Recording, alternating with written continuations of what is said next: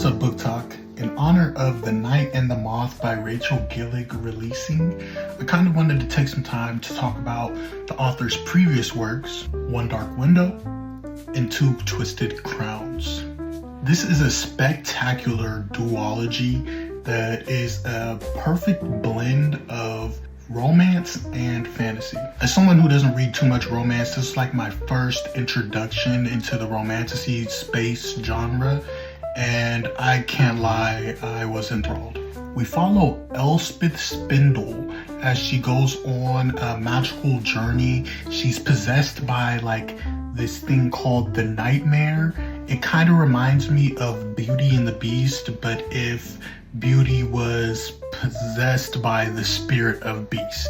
But they end up to have like a really unique relationship with one another, not in a romantic way at all, but as this is a romantasy, there is plenty of romance to be had in this duology. I was also really surprised by the magic system in this book. It's actually really deep and intricate, so if you're fans of like Brandon Sanderson because of his world building and magic building, I think you're really going to enjoy what this book has to offer. Rachel Gillig also just has some of the most beautiful, lush prose that I've ever read. Sometimes what you're reading can just literally be like lyrical, like it came out of a old nursery rhyme. Let me give you an example.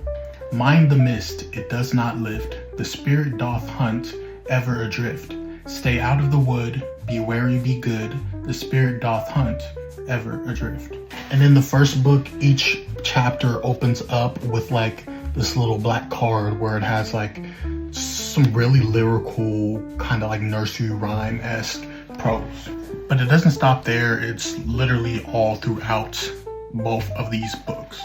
Two Twisted Crowns even ups the ante from One Dark Window by putting more of a focus on the side characters. The first book really just focused on Elspeth, our main character. This really fleshes out the entire cast and brings out some favorites that I really didn't care about in the first book, but really just enriched the duology as a whole.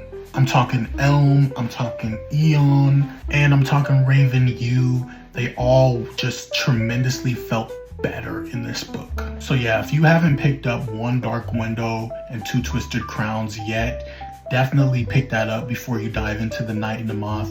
You're gonna have a wonderful time, no matter if you're into just fantasy with rich magical systems or you want a little bit of romance in your novel. This has something for